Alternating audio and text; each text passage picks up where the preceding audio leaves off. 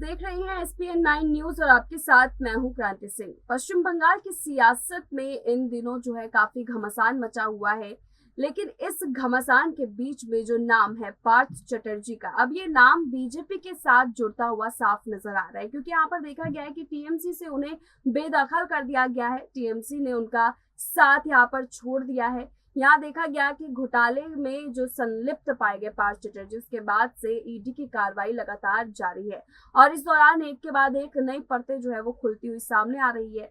अब इन नई परतों के बीच में फंसे पार्थ चटर्जी का अनुमान लगाया जा रहा है कि वो आने वाले दिनों में एक बड़ा फैसला ले सकते हैं और जिस तरीके से उन्हें टीएमसी से बाहर कर दिया गया है वो बीजेपी का दामन थाम सकते हैं, क्योंकि यहाँ पर देखा गया कि पश्चिम बंगाल में यहाँ पार्थ चटर्जी का जो चेहरा रहा है वो बहुत ही बड़े भूमिका के तौर पर रहा है। बहुत सारे लोग जो है उनको जानते हैं, काफी लोगों के चहेते भी रहे हैं, यहाँ तक कि विधायक सांसद से भी उनकी अच्छे पकड़ है।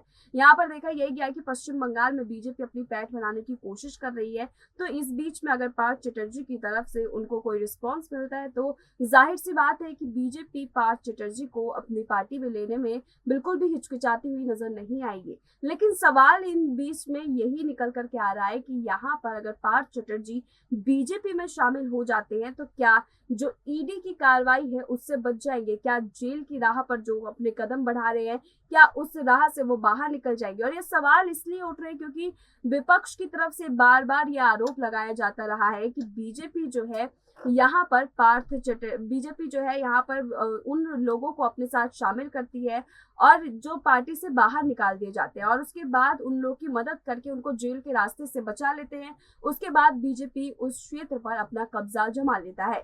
तो क्या यही रणनीति इस बार बीजेपी अपनाएगी? क्या पार्थ चटर्जी के उनके पार्टी में शामिल होने के बाद जो विपक्षों की तरफ से आरोप लगता है, क्या उसी आरोप को यहाँ पर बीजेपी सिद्ध करती हुई नजर आएगी? क्या बीजेपी यहाँ पर पार्थ चटर्जी को ईडी की दफ्तर से बचा सकती है? और पार्थ चटर्जी जो है ईडी के दफ्तर से बचने के लिए क्या यहाँ पर बीजेपी का दामन थामेंगे?